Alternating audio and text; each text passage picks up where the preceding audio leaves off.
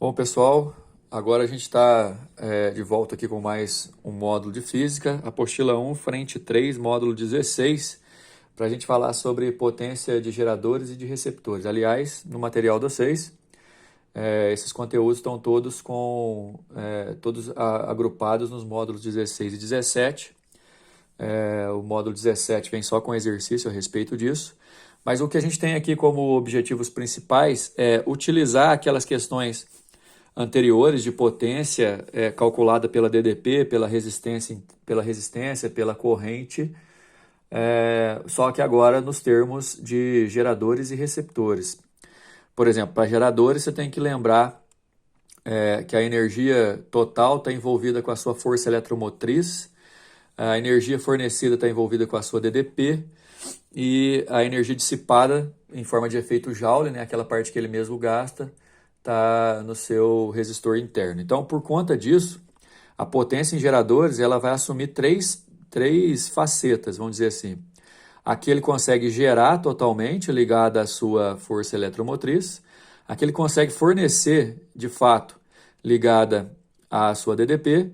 E aquela que ele dissipa por conta de que, a gente já viu essa aula, né, lá atrás, com relação a o gerador gera um tanto de energia, uma força eletromotriz em volts, só que ele não fornece totalmente isso, né? Parte disso ele consome e depois que ele consome, ele acaba fornecendo o restante. Nesse caso, pessoal, essa energia dissipada, vamos entender o dissipada para um gerador como se fosse uma energia desperdiçada. Porque o gerador elétrico você não compra para ele esquentar, para ele fazer efeito Joule, porém ele faz. Então a gente vai chamar energia dissipada aquela que ele, entre aspas, desperdiça esquentando. Mas assim, nos termos, ó, a potência gerada, que a gente vai chamar de PG, é eletromotriz vezes corrente, potência fornecida é DDP vezes corrente, e a potência dissipada é resistência vezes corrente ao quadrado. Essas três fórmulas, na verdade, não são fórmulas novas, né, pessoal? É só a gente se adequar aos termos que a gente vai ter que usar a partir de agora. Lembrando que se você está falando da potência geral, tudo que ele gera, ou ele fornece, ou ele dissipa. Então, quer dizer que a potência gerada vai ser a soma da fornecida com a dissipada. Não esquece dessa relação aqui. Só que ela tem que fazer sentido, né? Se ele gera 100 e fornece, aqui eu coloquei U, mas aqui é F. Se ele gera 100, por exemplo, e fornece 80, ele vai dissipar 20, basicamente isso. E por conta de que assim, nem tudo que ele gera, ele oferece, é importante você entender a ideia do rendimento para um gerador, que é a razão entre a potência fornecida, né, que é o que realmente ele trabalha, né, e dividir a razão entre ela e a potência total gerada. E se você substituir aqui, ó, a potência fornecida é U sobre I e a potência gerada é eletromotriz sobre I, você corta os Is, o rendimento de um gerador, ó, é calculado fazendo a DDP que ele fornece em relação à energia da força eletromotriz. Esse caso, cara, os dois em volts, você tem que lembrar o seguinte. Por exemplo, igual que eu falei aqui em cima, se ele gera 100 e só fornece 80, obviamente o rendimento dele vai ser 80%. Para um receptor, vocês vão ter praticamente a mesma coisa, só que, por exemplo, receptor não gera, né? Ele consome. Só que, assim, no caso, quando você manda uma parte para o gerador, vamos lembrar, o gerador divide a DDP que ele recebe em duas parcelas. Uma na força contra-eletromotriz, que a gente usa assim, ó, é linha, porque é aquela energia voltada para aquilo que realmente ele tem a fazer. E a outra ele também dissipa na forma de efeito Joule no seu resistor interno. Então, para o receptor você vai fazer o seguinte, ó, potência consumida está voltada para totalmente aquilo que ele recebe. E um receptor recebe uma DDP. Portanto, o tanto que ele vai consumir em forma de potência é DDP vezes corrente. Agora, em forma de potência útil, você imagina um liquidificador, por exemplo. O liquidificador, a potência útil dele é aquela que ele usa realmente para fazer aquele movimento para triturar os alimentos que você coloca lá dentro, para bater.